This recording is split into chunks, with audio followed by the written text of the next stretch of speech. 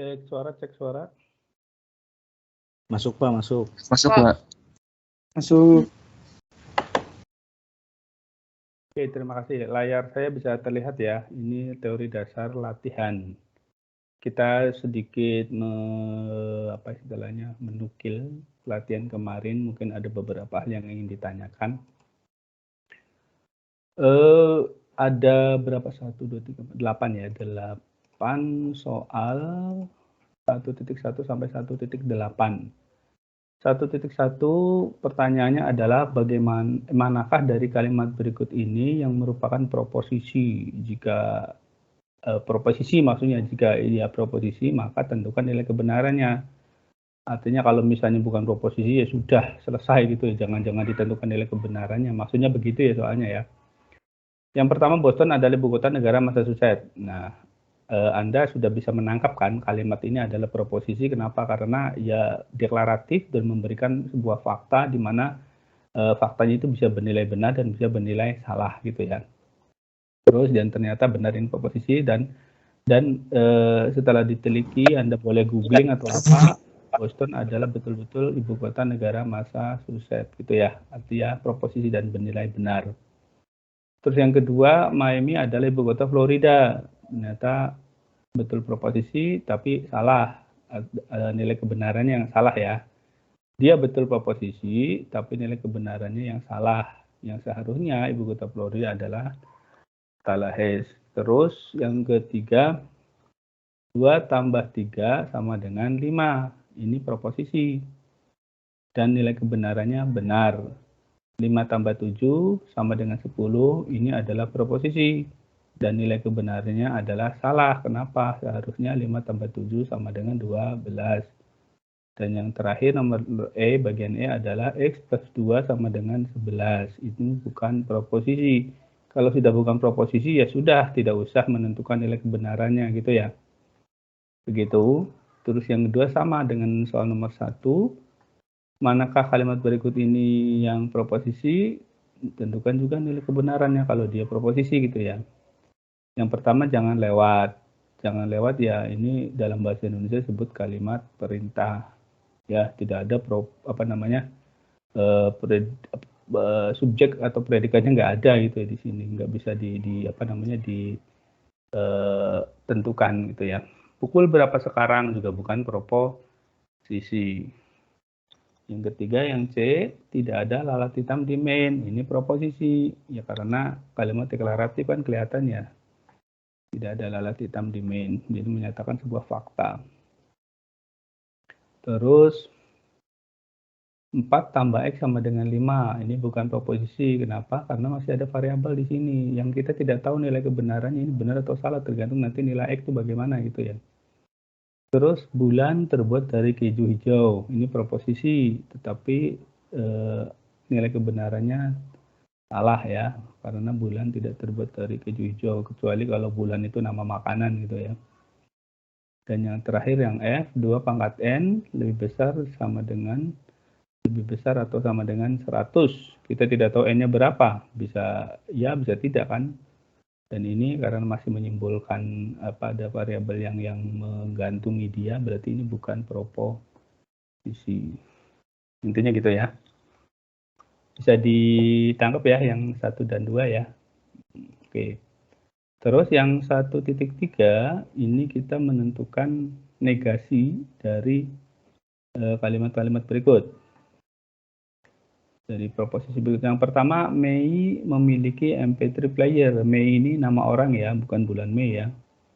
Mei memiliki MP3 player. Dinegasikan. Kita dalam hal ini contohnya adalah membalik predikat ya. Mei tidak memiliki MP3 player. Jadi kalau mau main aman ya mendingan tambahin kata tidak benar bahwa gitu aja ya. Tidak benar bahwa Mei memiliki MP3 player gitu ya, boleh. Tidak ada polusi di New Jersey. Nah, di sini banyak polusi ya, tidak ada dengan banyak itu kan ya hampir lawan katanya gitu ya. Jadi kalau mau aman lagi, tidak benar bahwa tidak ada polusi di New Jersey gitu aja ya. Terus nomor C, 2 plus 1 sama dengan 3, kebetulan sama dengan itu kan bisa dinegasikan dengan tidak sama dengan, berarti gampang ya.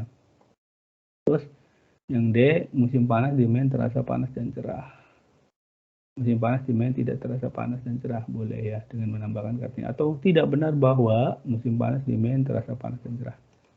Itu ya, aman. Terus selanjutnya masih negasi. Jennifer dan Teja adalah teman. Jennifer dan Teja bukan teman, atau tidak benar bahwa Jennifer dan Teja adalah teman gitu ya. Terdapat 13 item dalam selosin roti. Tidak terdapat 13 item dalam selusin roti. Ya. Tidak benar bahwa boleh, atau tidak terdapat sekian gitu ya. Berarti kalau tidak terdapat itu kan bisa naik bisa turun ya, bisa 10, 9, 8, 7, 12, 14 gitu ya. Jadi negasi dari 13-nya gitu ya.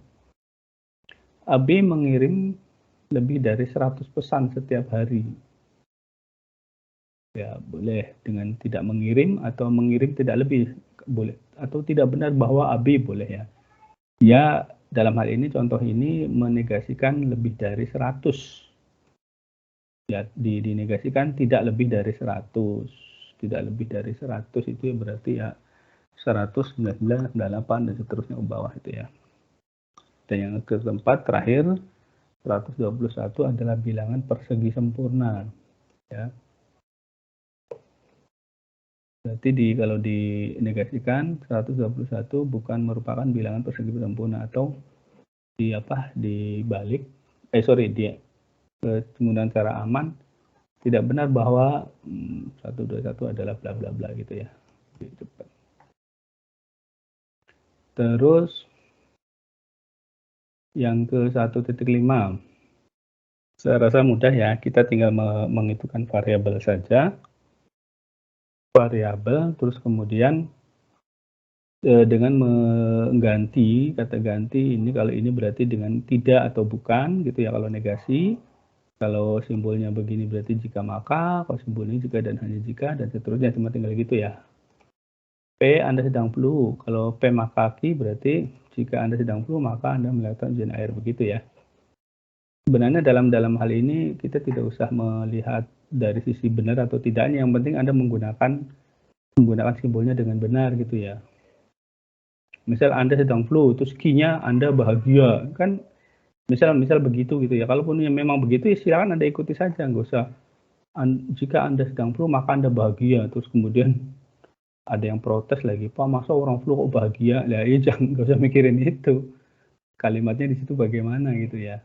Ya gitu intinya ya. Yang lain juga saya rasa nggak ada masalah ya. Kalau yang ada disjungsi nanti menggunakan kata atau, ini juga maka, terus negasi itu bisa tidak atau bukan gitu ya. Nanti silakan ditambahkan kata-kata yang tepat di Anda berhasil lulus berarti Anda tidak berhasil lulus gitu ya, dan sebagainya. Oke. Ini ya hampir sama tapi kebalikannya gitu ya dengan nomor 1.5.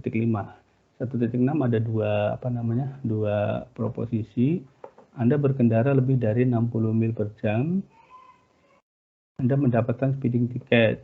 Speeding ticket itu maksudnya kartu tilang gitu ya, tilang karena batas kecepatan yang dilewati gitu ya, makanya dia mendapat istilang lah intinya begitu ya. Di sini berbagai macam. Anda tidak berkendara lebih dari, karena ini cuma satu kata itu ya, satu proposisi berarti cuma satu, berarti yang A itu jawabannya adalah negasi P, karena di sini tidak ada kata tidak gitu ya. Ingat ya, yang dilihat itu secara maknawi ya, jangan literal katanya, nanti akan ada kesusahan gitu ya. Nomor 2, Anda berkendara lebih dari 65 mil per jam, tetapi Anda tidak mendapat speeding ticket. Jadi kalau misalnya ada dua kalimat yang berdiri secara setara, maka Anda biasanya dengan menggunakan dan gitu ya, dan sebagainya gitu ya. Dan biasanya terus kalau salah satunya merupakan sebab akibat, maka menggunakan implikasi gitu ya. Disesuaikan dengan kalimatnya gitu ya. Yang lain juga sama. Terus untuk operasi OR, AND dan exclusive OR saya rasa tidak ada masalah ya. Anda mohon untuk tidak melihat langsung, oh jawabannya gini sambil ngangguk-ngangguk gitu ya. Tolong Anda betul-betul coba gitu ya. Anda coba kerjakan dulu soalnya, terus Anda cocokkan dengan kunci. Kalau misalnya ternyata ada yang salah, entah Anda atau saya mengucapkan terima kasih Anda memperbaiki kuncinya gitu ya. Jadi ya paling tidak Anda melatih otak, mata, dan tangan Anda untuk berlatih. Jadi kalau besok ada ujian, Anda tidak bermasalah karena Anda sudah lihai gitu ya. Dalam hal ini ada dua operan OR gitu ya. Terus ini kunci-kunci yang lain juga bisa dilihat, dan yang terakhir adalah ada 3 operan di mana masing-masing tetap 2 ya. Jadi ini sengaja saya tambahi kurung untuk kesepakatan kita yang kemarin bahwasanya kita menggunakan kurung. Terus yang lain juga sama. Jadi yang kurung itu yang dikerjakan lebih dulu gitu ya. Terus ini saya masih menggunakan spasi ya untuk mempermudah. Terus sampai terakhir. Saya rasa itu ya untuk yang latihan soal. Mungkin jika ada yang ingin ditanyakan karena mungkin kebingungan atau apa, boleh ditanyakan, silakan raise hand ya.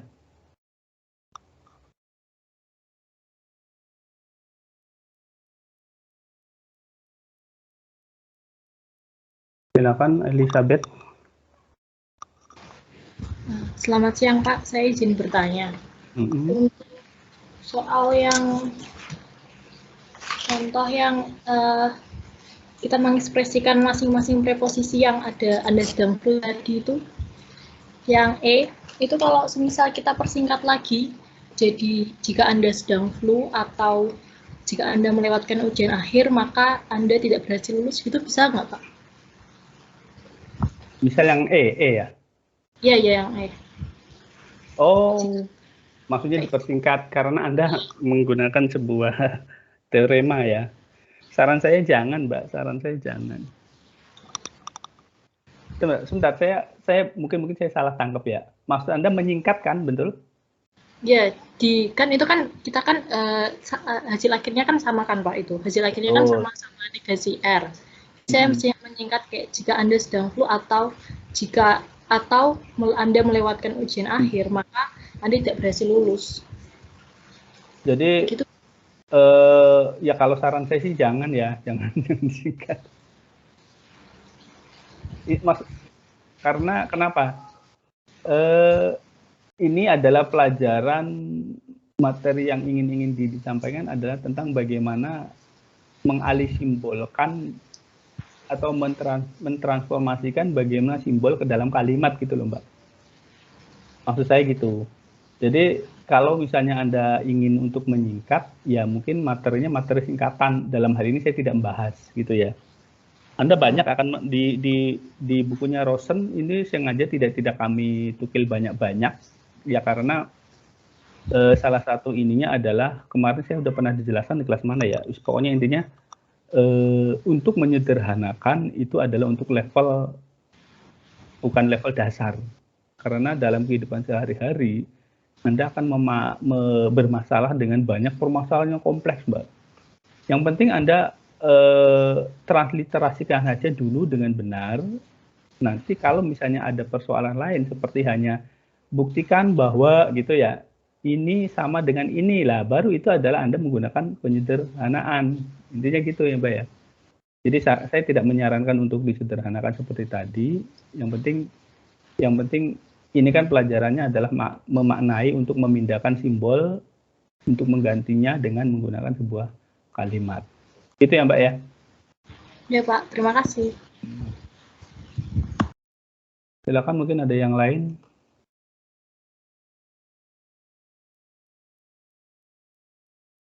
Mbak siapa nih? Sinta, silakan Mbak Sinta. Iya, selamat siang Pak. Oke. Saya mau bertanya untuk yang latihan 1.3 yang C itu Pak, apa harus sama dengan yang dicoret atau misalkan hasilnya itu boleh diminuskan gitu Pak? Terima kasih Pak. Okay. Daripada diminuskan, Anda boleh bilang tidak benar bahwa, lebih baik begitu Mbak. Karena kita berbicara soal semesta, yang namanya ini kan predikatnya kan sama dengan ya. Saya mirip dengan kakak saya, gitu ya.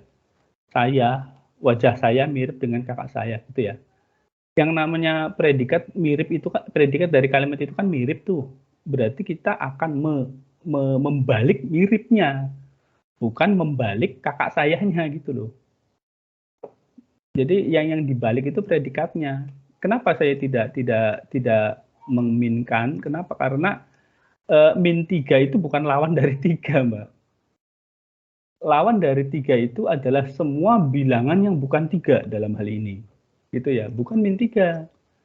Nah, lebih baik Anda bilang tidak benar bahwa gitu 2 tambah 1 sama dengan 3. Lebih baik begitu ya. Cuman kan dalam hal ini kan kita kan bahasa matematik ya, kalimat matematik ya. Kalimat matematik itu ya lawan kata sama dengan itu adalah ya tidak sama dengan.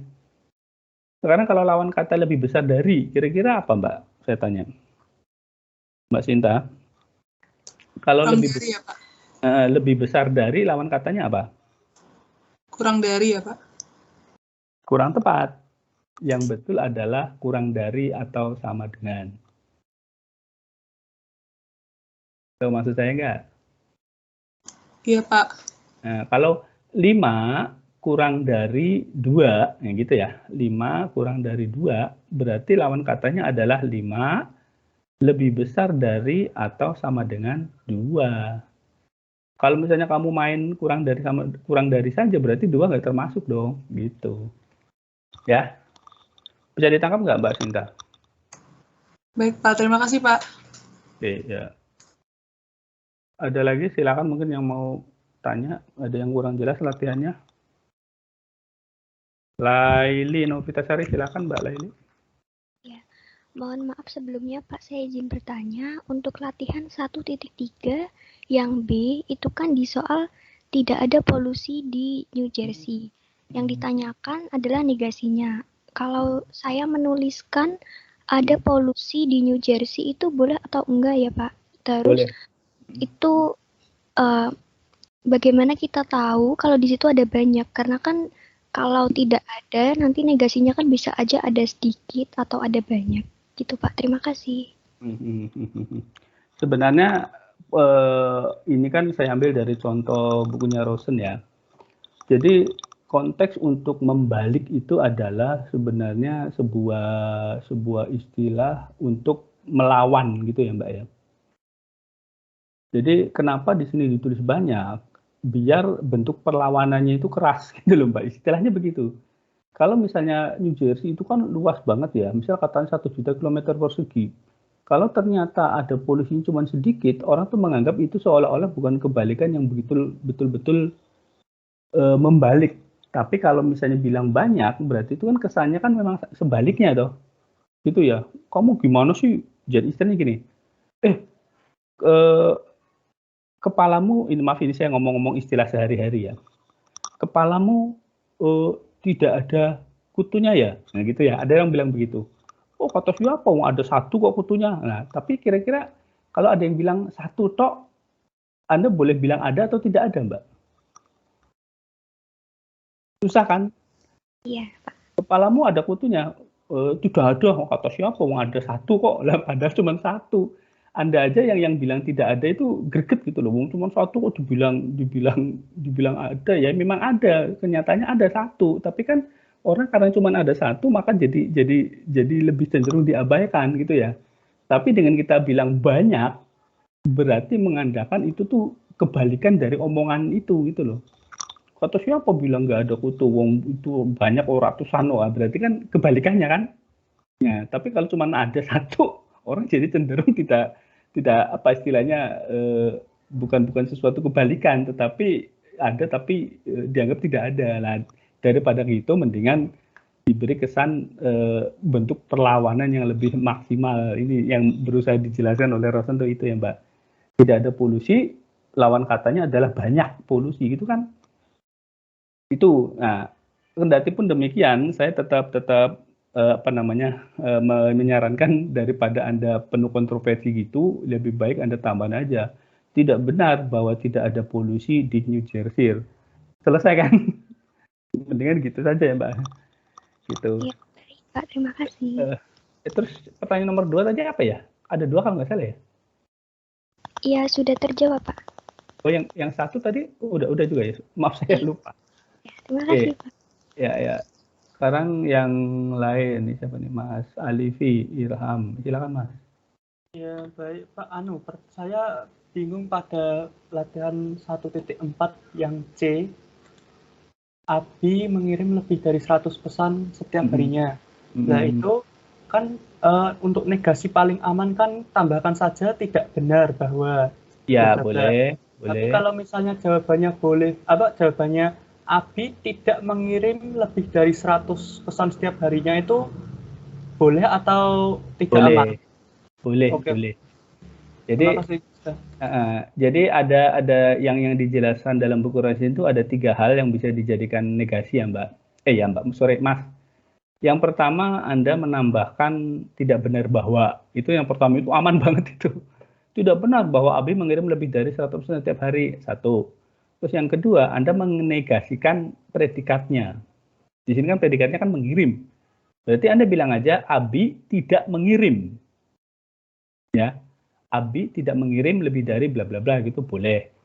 Dalam hal ini dicontohkan yang dinegasikan adalah objeknya. Objeknya kan lebih dari 100. Yang namanya lebih dari 100 itu lawan katanya apa? Kurang dari 100 kan?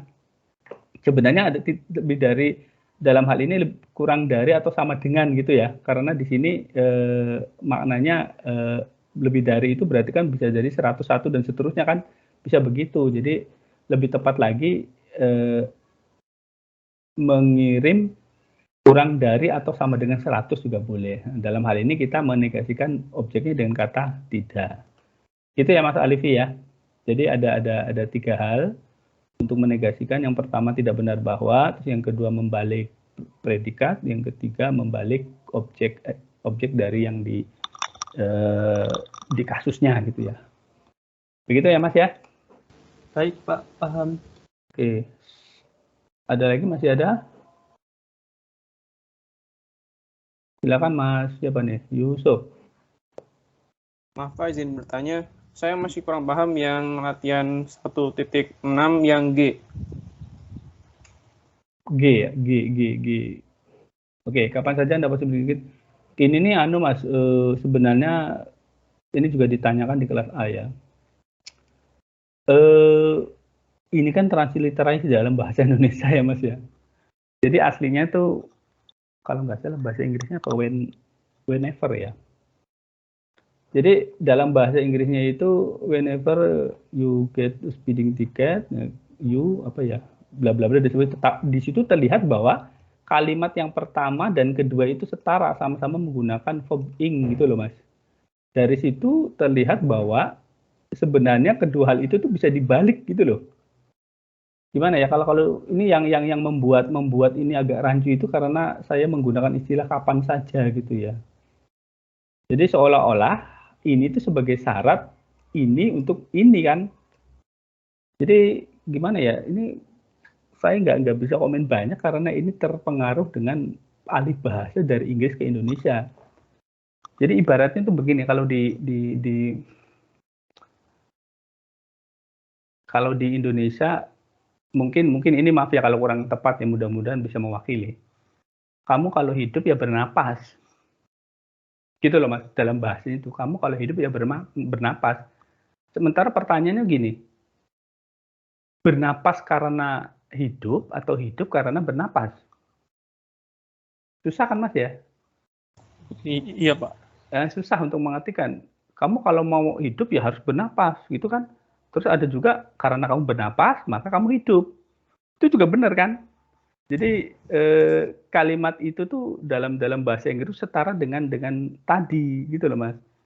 Ini memang kontroversial karena kalau di bahasa Indonesia kan kesannya seperti implikasi ya. Iya Pak. Jadi intinya gitu Mas. Jadi terima kasih untuk pertanyaan. Jadi ya nanti kalau saya bikin soal ya nggak seperti ini kan, karena seperti ini kan apa namanya, saya mengambil dari bukunya Rosen, jadi seolah-olah lebih mengartikan ke implikasi, tetapi yang dimaksud adalah biimplikasi, karena kanan dan kiri itu bisa dibalik gitu loh Mas. Itu ya Mas Yusuf ya, Mas Yusuf ya. Iya Pak, terima kasih.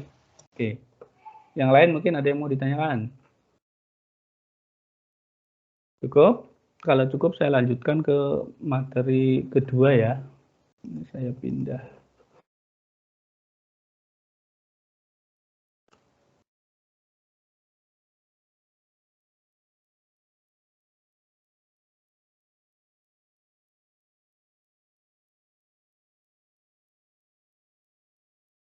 Tentang himpunan. Layar saya sudah bisa diterima? Ini materinya lumayan banyak. Sudah, Pak. Oke, ada sampai 2.8, 23 slide. Ya, didengarkan saja ya, 23, 24 slide dikurangi 3 slide. Ada 8 subbab. Yang pertama tentang himpunan. Ya, saya yakin ini sudah pernah Anda dapatkan sebelumnya, sehingga ya mudah-mudahan bisa mengingat gitu ya. Ini referensi dari Rosen mengenai himpunan. Himpunan adalah suatu kumpulan tak terurut dari objek-objek yang disebut elemen atau anggota dari himpunan. Kalau dulu saya bahasa matematika itu himpunan adalah kumpulan dari benda-benda yang dinyatakan dengan jelas. Kalau dulu waktu saya SMA ya. Tapi ini definisi dari Rosen, is okay. Sebuah himpunan dinyatakan dengan begini. Jadi kalau misalnya ada A kecil, terus gitu seperti huruf E gini, sebenarnya bukan E ya, tapi ya apa adanya kayak gini, terus A besar, berarti A kecil ini adalah elemen dari himpunan A. Jadi huruf besar itu sebagai simbol dari nama himpunan, sedangkan huruf kecil dari simbol dari elemen atau anggota himpunan. Jadi himpunan dinyatakan dengan notasi kurung kurawal ya. Kurung kurawal, terus di dalamnya itu adalah elemen himpunannya A, B, C, D yang menggambarkan himpunan dengan elemen A, B, C, dan D gitu ya. Itu definisi himpunan. Contohnya adalah himpunan V besar dari semua huruf vokal dalam alfabet, dalam hal ini baik Indonesia maupun Inggris sama ya, dapat dinyatakan dengan V sama dengan kurung kurawal A, E, I, O, U. Ini nggak biasa ya, biasanya kan A, I, U, E, O ya, kalau ini A, E, I, O, U. Oke, nggak masalah urutan. Himpunan O yang kedua adalah himpunan O dari bilangan bulat bilangan bulat positif ganjil yang kurang dari 10. Bulat positif ganjil 1, 3, 5, 7, dan 9. Karena kurang dari 10 berarti 10 nggak masuk gitu ya. Karena dia positif berarti 0 nggak masuk.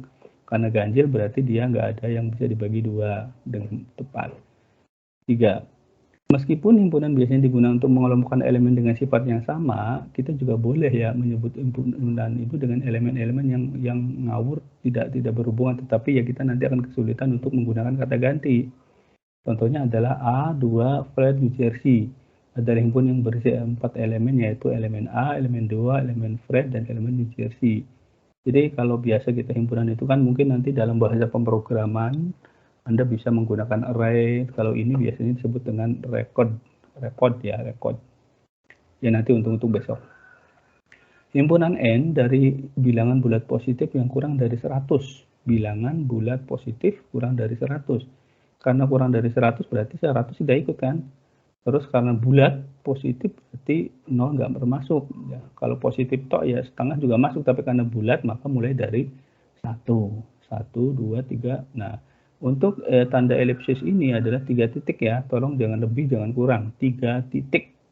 Jadi maksudnya adalah ini pengganti dari lanjutan atau keterusan dari yang sedang diurutkan ini untuk suatu pola yang tidak bisa ditulis karena terlalu panjang gitu ya.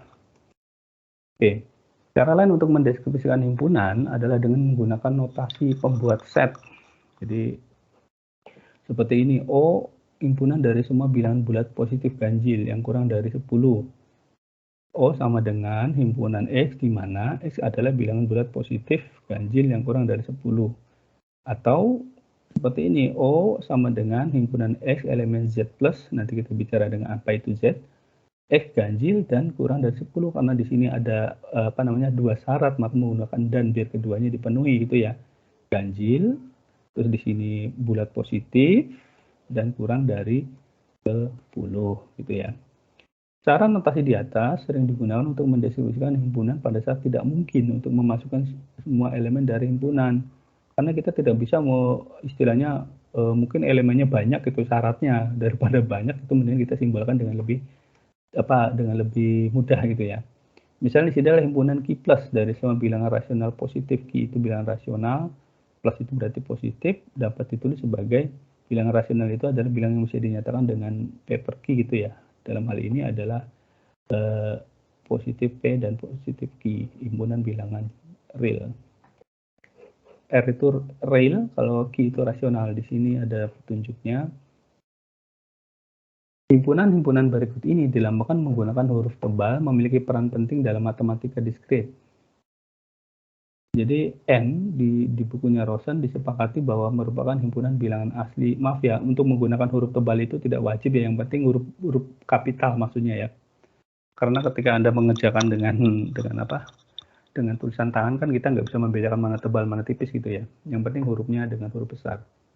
N itu bilangan asli atau bilangan natural yang diawali dengan 0, 1, 2, 3, dan seterusnya hingga tak hingga ya. Z itu artinya integer atau bilangan bulat. Nah, ingat, bilangan bulat itu ada 3. Ada bulat positif, ada bulat negatif, dan ada 0. 0 itu bilangan bulat terpisah ya, dia sendirian, nggak ada temennya. Z plus ini ya, tadi bilangan bulat positif, kalau Z min berarti bulat negatif gitu ya. Q itu adalah bilangan rasional, didefinisikan sebagai P per Q, P kecil dibagi Q kecil, di mana P dan Q itu sama-sama elemen bilangan atau anggota himpunan bilangan bulat, dan Q tidak boleh 0 gitu ya. Jadi kalau P-nya boleh 0, yang penting yang namanya bilangan rasional itu adalah bilangan yang bisa diwakilkan dengan berapa per berapa gitu ya. Tapi syaratnya P dan Q-nya bilangan bulat gitu ya. 0,5 itu bilangan rasional. Kenapa? Karena bisa disajikan dalam bentuk 1/2. Itu ya. 10 itu bilangan rasional. Kenapa? Karena bisa disajikan dalam 20/2 misal begitu, atau 30/3 gitu ya. R himpunan bilangan real. R itu singkatan dari real ya, bukan rasional ya. R itu real. Real itu ya berarti di atasnya rasional. Berarti kan kalau rasional itu kan yang bisa dijadikan P per Q, tapi kan dalam hidupan kita kan ada yang bilangan yang tidak bisa dibikin P per Q kan, gitu ya. Maka itu disebut bilangan real. Ada real itu ada real positif, ada real negatif. Kalau R plus berarti positif, R min berarti negatif. Nah, di atasnya bilangan real ada bilangan kompleks ya. Bilangan perpaduan antara bilangan real dengan bilangan imajiner. Kita tidak membahas ke sana. Yang penting Anda kenal saja ya. Sampai ke belakang pun bilangan kompleks tidak digunakan. Interval terbuka dan tertutup, ini jika A dan B bilangan real, maka ya kita cuma mewakilkan sebuah tanda kurung ini ya, ada kurung kotak, ada kurung bulat. Kalau kurung kotak itu berarti melambangkan pasangan himpunan di mana A itu kurang dari sama dengan, kalau yang kotak, kalau yang bulat itu kurang dari saja gitu ya. Interval, jadi jarak ruang gitu ya, antara X itu adalah antara A dan B, tetapi tergantung dari kurungnya. Kalau kotak berarti A-nya ikut, kalau bulat berarti A-nya tidak ikut gitu ya. Himpunan dikatakan equal, dua buah himpunan dikatakan sama jika mereka memiliki elemen yang sama gitu ya. Dengan kata lain, jika A dan B himpunan, maka dikatakan sama untuk setiap X, maka X di dalam A itu jika dan hanya jika X ada di dalam B, maka ditulis A sama dengan B gitu ya, himpunan yang sama jika isinya sama. Di sini contohnya himpunan yang berisi 135 dengan himpunan yang berisi 351 itu adalah sama, dia bilang. Kenapa? Karena ya isinya sama meskipun urutannya berbeda, karena dalam definisi himpunan urutan tidak diperhatikan. Tidak masalah jika dari suatu himpunan atau set terdaftar lebih dari sekali. Misal ada 1,3335555. Di sini kan angka 3 ini muncul 3 kali, angka 5 muncul 4 kali. Nah, dikatakan ini tetap sama. Kenapa? Kalau diringkas itu sama saja dengan 135. Itu menurut Rosen ya. Terus yang kedua, adanya himpunan kosong atau empty set atau null set. Adalah himpunan yang tidak ada elemennya. Ibaratnya itu kandang kosong yang tidak ada ayamnya ya. Ini tuh dilambangkan dengan himpunan kosong, ini disebut dengan himpunan kosong sama ya. Jadi kalau ada yang nus ini itu sama. Kalau ini nggak ada huruf kurawalnya, cukup gini itu sudah mewakili huruf kurawal yang isinya tidak ada gitu ya. Contohnya adalah himpunan semua bilangan integer positif yang lebih besar dari kuadratnya adalah himpunan kosong, alias tidak ada himpunan yang memenuhi sifat ini gitu ya. Integer positif yang lebih besar dari kuadratnya, kan nggak ada Pak? 1 aja kuadratnya kan 1 kan tidak lebih besar, 2 kuadratnya 4 tidak lebih besar, 3 kuadratnya 9 tidak lebih besar, dan seterusnya. Oke, diagram Venn saya rasa Anda sudah sering ketemu dengan ini ya dulu ya. Jadi intinya penggambaran himpunan dengan menggunakan grafis gitu ya, digambarkan dengan kotak, diberi tanda U itu singkatan dari universe. Kalau kita biasanya S ya, boleh U boleh S artinya semesta. Contohnya diagram Venn yang menggambarkan himpunan V yang merupakan sebuah himpunan huruf vokal dalam alfabet. Dalam alfabet huruf vokal toan ada 5 ya, A, I, U, E, O tadi ya. Digambarkan dengan sebuah lingkaran, di situ di dalam lingkaran itu ada nama himpunannya dalam hal ini V. Terus kemudian elemen-elemennya diberi tanda titik gitu ya, tanda noktah, A, I, U, E, O. Warnanya terserah, boleh hitam, boleh apa ya, yang penting menunjukkan kalau dia itu ada elemen. Terus subhimpunan atau subset atau subset gitu ya. Subhimpunan dikatakan bahwa A, ya ini definisi dari subhimpunan, simbolnya kayak gini ya.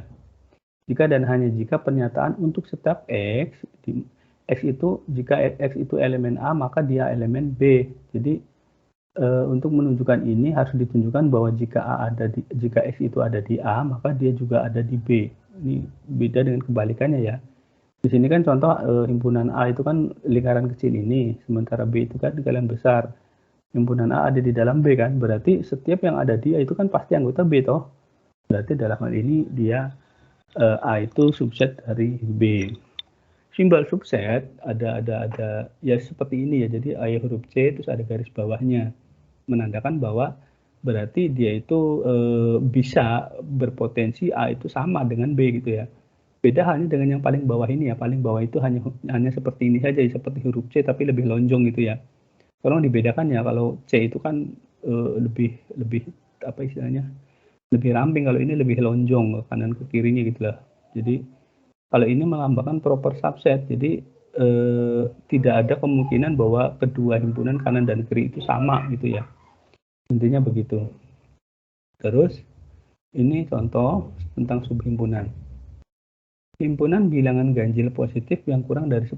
Ganjil positif yang kurang dari 10 merupakan subset atau merupakan subhimpunan dari bilangan bulat positif yang kurang dari 10.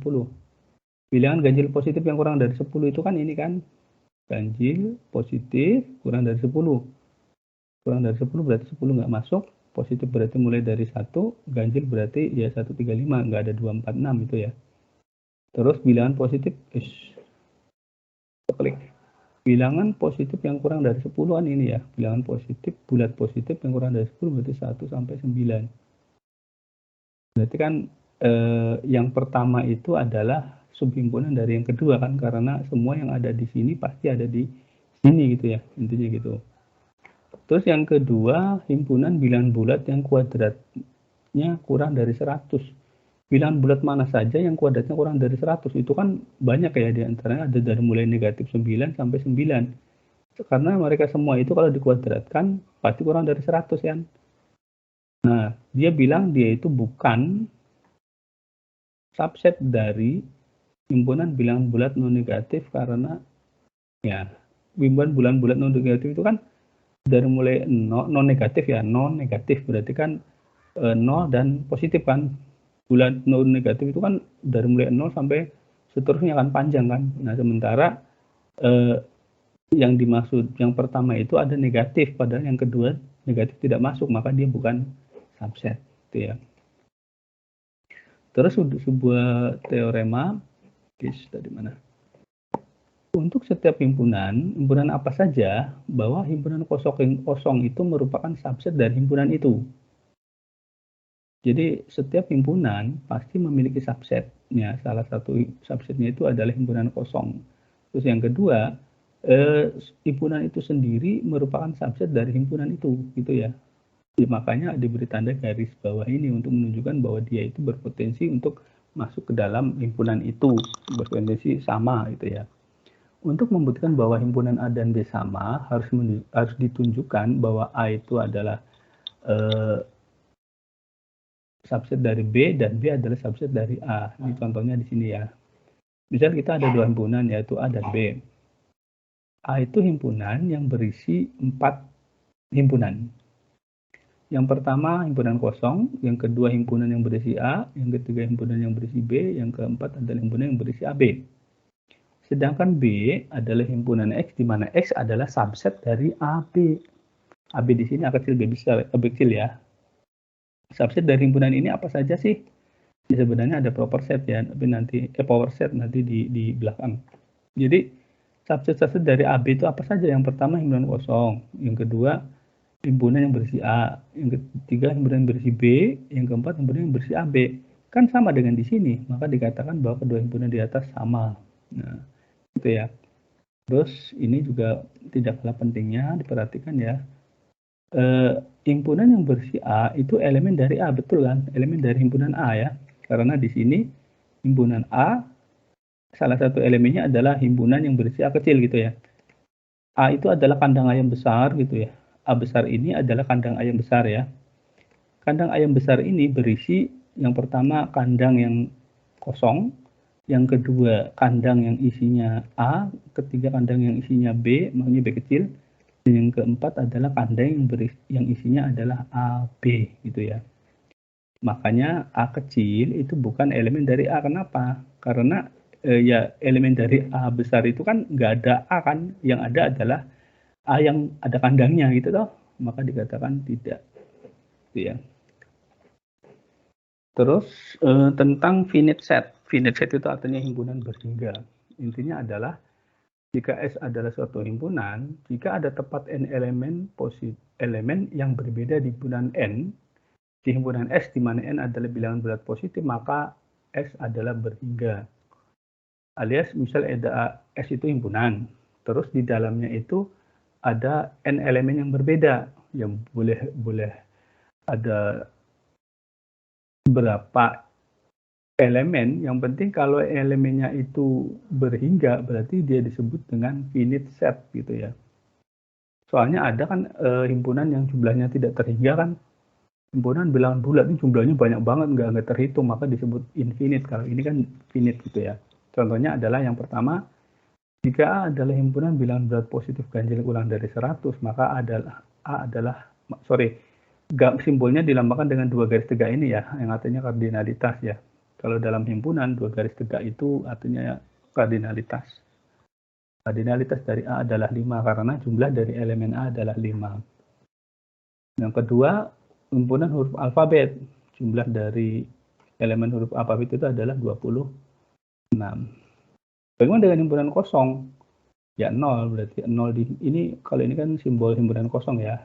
0 yang diberi garis miring ini berarti maksudnya himpunan kosong. Nah, jumlah dari himpunan kosong adalah kardinalitas dari himpunan kosong adalah 0. Oke. Kalau tadi finite set atau himpunan yang finite atau himpunan yang berhingga, kalau ini adalah himpunan yang tidak berhingga, yaitu disebut infinite. Suatu himpunan dikatakan infinite jika himpunan tersebut tidak terhingga. Maksudnya cacahnya gitu ya. Cacahnya itu tidak bisa dihitung. Contohnya adalah himpunan bilangan bulat positif. Terus yang kedua, himpunan AB dikatakan kardinalitasnya sama jika terdapat korespondensi satu-satu dari A ke B. Ditulis, ini ya, jadi kardinalitas A sama dengan kardinalitas B. Ini disebut dengan misal contohnya adalah Z plus dengan bilangan ganjil positif. Nah, yang atas itu adalah Z plus. Z plus itu kan bilangan bulat positif kan. 1, 2, 3, 4, 5. Nah, bilangan ganjil positif itu adalah 1, 3, 5, 7, dan seterusnya. Ini kan kalau dipasangkan kan bisa toh. 1 dengan 1, 2 dengan 3, 3 dengan 5, 4 dengan 7, terus saja sampai tidak berhingga. Kalau misalnya ada suatu deretan bilangan yang bisa dipasangkan itu artinya berkorespondensi ini satu-satu, maka dikatakan berkorespondensi satu-satu. Nah, jika ada himpunan yang berhingga yang kardinalitasnya sama dengan himpunan bilangan bulat positif, maka disebut countable. Jadi countable itu artinya bisa dihitung, bisa diturus, bisa istilahnya bisa ditap satu-satu gitu ya dengan bilangan bulat positif, maka dinamakan countable. Kalau tidak bisa begitu, uncountable gitu ya. Nah, finite itu kan mungkin ada orang berpikir countable tapi belum tentu. Tapi di sini jika ada himpunan S yang infinite tapi countable, infinite itu berarti yang tidak berhingga tadi ya, jumlahnya banyak sekali. Tapi countable, maka dia kardinalitasnya diberi istilah ini loh, dibacanya Aleph 0. Ini kan simbol Yunani Aleph namanya ya. Sehingga kardinalitas dari S itu adalah sama dengan Aleph 0. Jadi jumlahnya yang tidak terhingga tapi dia itu countable. Untuk bagian ini latihannya nanti banyak ya. Silakan bisa di cermati. Diberikan suatu himpunan S, power set dari himpunan S adalah himpunan semua subset dari himpunan S. Jadi himpunan itu kan ada subsetnya. Ini contohnya adalah ada himpunan, misal himpunan A gitu ya. Himpunan A itu elemennya adalah 0, 1, 2. Berarti subset-subset dari A itu apa saja itu disebut dengan power set gitu ya. Nah, di sini P kurung buka, misal kalau dilambangkan dengan A berarti PA gitu ya. Tapi dalam hal ini dia langsung subset dari sebuah himpunan 0, 1, 2 adalah bisa jadi himpunan kosong. Himpunan berisi 0, berisi 1, berisi 2, berisi 0 dan 1, berisi 0 dan 2, berisi 1 dan 2, dan berisi 0, 1, 2. Jadi semua kemungkinan kombinasi dari elemen-elemen yang ada di dalamnya gitu ya. Jumlahnya adalah 2 pangkat N. Dalam hal ini N-nya adalah 3, berarti jumlahnya adalah 8. 2, 3, 4, 5, 6, 7, 8. Bagaimana dengan power set dari himpunan kosong? Himpunan kosong itu kan nggak ada isinya, berarti kan 0 kan kardinalitasnya. Berarti kalau begitu power set dari himpunan kosong adalah ya ini, dia cuma dia sendiri gitu ya. Jadi himpunan yang berisi dia sendiri. Jadi artinya kurung kurawal baru himpunan kosong itu. Tapi kalau himpunan yang kedua, himpunan kosong, berarti kan ada dua kandang ya. Kandang yang di dalamnya adalah kandang kosong. Himpunan kandang yang berisi kandang kosong memiliki dua subset, sehingga ini adalah himpunan yang berisi himpunan kosong dan himpunan kosong. Ya, tidak mudah, tapi pelan-pelan nanti bisa dikerjakan latihannya. Cartesian product sebetulnya nggak usah pusing-pusing ya. Cartesian product itu maksudnya adalah memasangkan setiap elemen-elemen dari himpunan pertama dan elemen himpunan kedua, disimbolkan dengan silang ini ya, kali atau X atau cross gitu ya. Jadi kalau misalnya A di-crosskan dengan B, berarti sama dengan pasangan dari elemen-elemen yang ada di A dan elemen yang ada di B. Contohnya ini ya, jadi himpunan A misal ngomongin semua mahasiswa di Undip. Himpunan B ngomongin semua prodi yang ada di Undip. Nah, mahasiswa di Undip kan misal ada 50.000, prodi yang ada di Undip misal ada 50 prodi misalnya. Ini misal aja, berarti kan ada 50.000 dikali 50. Berarti kan berapa tuh? 2.500 sekian gitu ya. 2.500.000 ya, 2.500.000, banyak amat. 2.500.000 gitu, 2.500.000 kemungkinan cross product. Oke, terus contohnya yang lain. Ya, ini tadi Cartesian product dari dua himpunan A dan B, 1,2 dan B itu ABC. Ingat ya, di sini kalau yang pertama berarti dia harus muncul yang pertama juga. 1A, 1B, 1C, 2A, 2B, 2C gitu ya. Cara-cara memetakan ininya jangan keliru, karena A cross B tidak sama dengan B cross A gitu ya.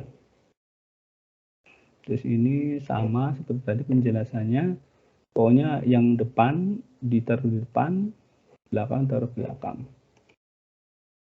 Terus di sini cara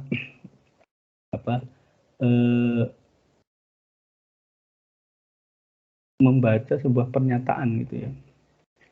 Pernyataan pertama adalah untuk setiap, jadi kalau ada huruf A kebalik dibaca untuk setiap X elemen bilangan real gitu ya, X kuadrat lebih besar atau sama dengan 0.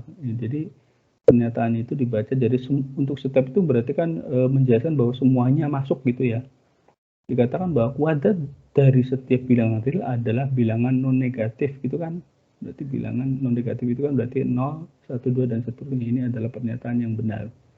Beda halnya dengan yang kedua, di sini simbolnya terdapat, ya ini dibaca terdapat ya, seperti huruf E kebalik.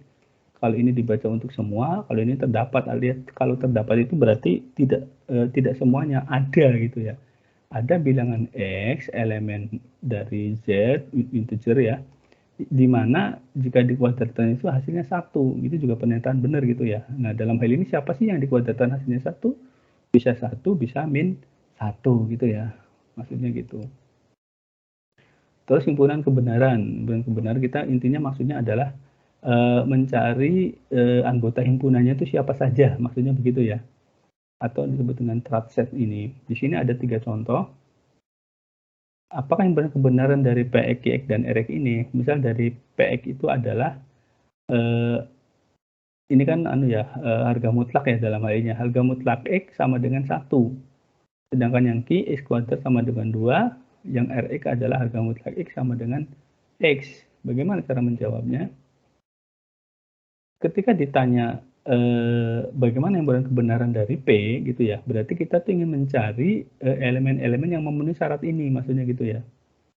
Dalam hal ini X itu harus bilangan bulat, tetapi jika dimutlakan hasilnya 1.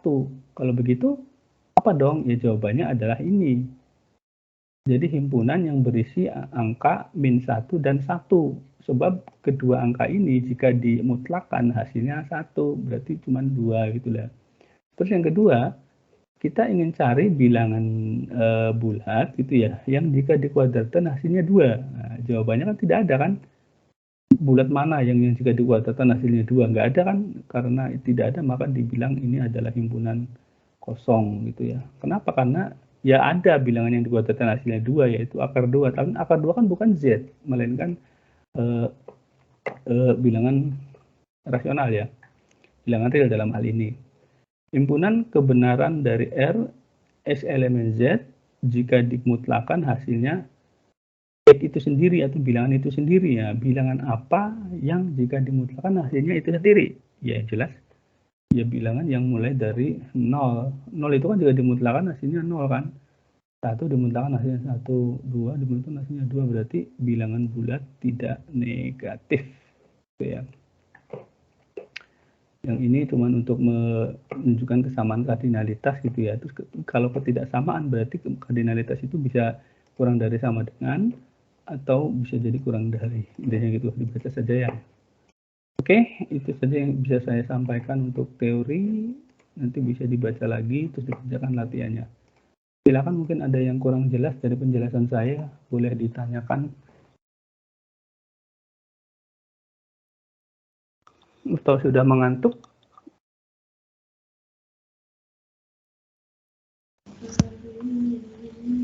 Pak, mau tanya, Pak?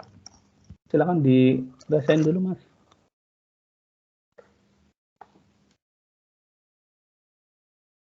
Siapa nih? Oh, Mas Firdian, silakan, Mas. Pak, bagian yang countable dan uncountable itu, Pak, masih bingung, Pak. Ini memang Mas, secara teori mungkin agak kurang di ini, nanti sambil latihan Mas kalau ini. Jadi intinya gini, countable itu artinya bisa diturus tuh maksudnya bisa dihitung. Ibarat gini Mas, Anda punya tangan, jari tangan nih Mas, jari tangan Anda kan ada 10 ya. Anda bisa nggak Mas kalau ingin mengajarkan ke Anda kan, ke anak-anak itu kan, ketika Anda memegang kelingking, Anda bilang 1 toh Mas? Ya kan? Iya, ketika Anda megang jari manis, Anda bilang apa? 2. Gitu toh? Oh. Ketika megang jari tengah, Anda bilang 3. Ketika Anda megang telunjuk, Anda, ini ngomong tangan kiri ya, Anda megang telunjuk, Anda bilang 4. Ketika Anda memegang jempol, Anda bilang 5. Gitu kan? Itu arti dari countable. Jadi, ketika Anda punya satu genggam beras gitu ya, taruh di dalam piring gitu ya, Anda ambil satu beras, 1, Anda ambil satu beras lagi, 2, Anda ambil satu beras lagi, 3, begitu kan? Itu disebut countable, Mas. Nah, kalau misalnya jumlahnya itu bisa bisa bisa bisa apa artinya terhitung berhingga, ada jumlahnya, maka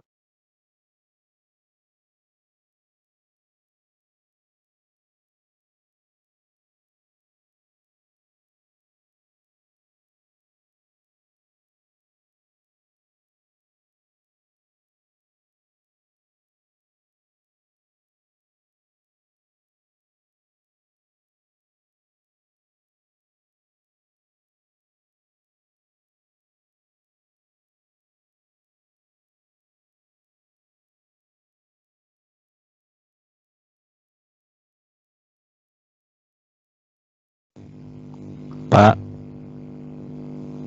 Bapak,